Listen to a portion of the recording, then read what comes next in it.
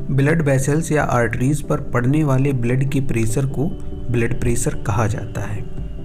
इसको मेज़र करने के लिए पेशेंट को सबसे पहले रिलैक्स मोड में कम से कम 5 मिनट तक बिठा देना है। नॉर्मल बीपी रेंज 120/80 mmHg होता है, जिसमें 120 को सिस्टोलिक और 80 को डायस्टोलिक बीपी कहते हैं। बीपी मशीन के कफ को व्यक्ति के कोहनी के ऊपर कुछ इस प्रकार से बांधना है कि ना तो कफ ज़्यादा टाइट हो और ना ही ज़्यादा ढीला हो, और उसकी जो ट्यूब्स हैं वो ऊपर की ओर होनी चाहिए।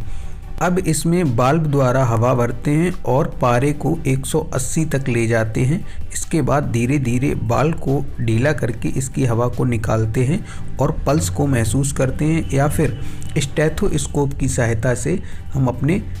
इसके आवाज़ को सुनते हैं, और जहाँ पर हमें पहली आवाज़ सुनाई देती है वहाँ पर सिस्टोलिक ब्लड प्रेशर होता है, और सेकेंड नंबर पर जब हमें दूसरे तरीके की आवाज़ सुनाई देती है वो डायस्टोलिक ब्लड प्रेशर होता है।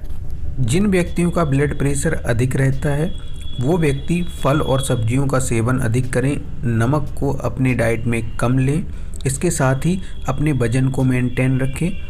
और जिन व्यक्तियों का बीपी कम रहता है वो व्यक्ति अपनी डाइट में नमक को अधिक मात्रा में लें, और साथ ही फल और सब्जियों का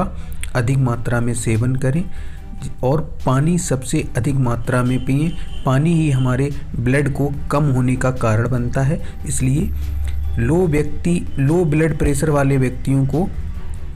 पानी की मात्रा अपने शरीर में बनाए रखनी है, जिससे हमें लो ब्लड प्रेशर की समस्या देखने को नहीं मिलती है। इसके अलावा अगर आपका किसी भी प्रकार का सवाल है तो हमें कमेंट करके पूछ सकते हैं, और अगर वीडियो पसंद आई है तो अपनी तरफ से एक लाइक ज़रूर करिएगा दोस्तों, और चैनल को सब्सक्राइब नहीं किया है तो आप इस चैनल को सब्सक्राइब कर सकते हैं, जिससे आपको मेडिकल के बारे में कुछ छोटी छोटी जानकारी जो है आपको समय समय पर मिलती रहेंगी।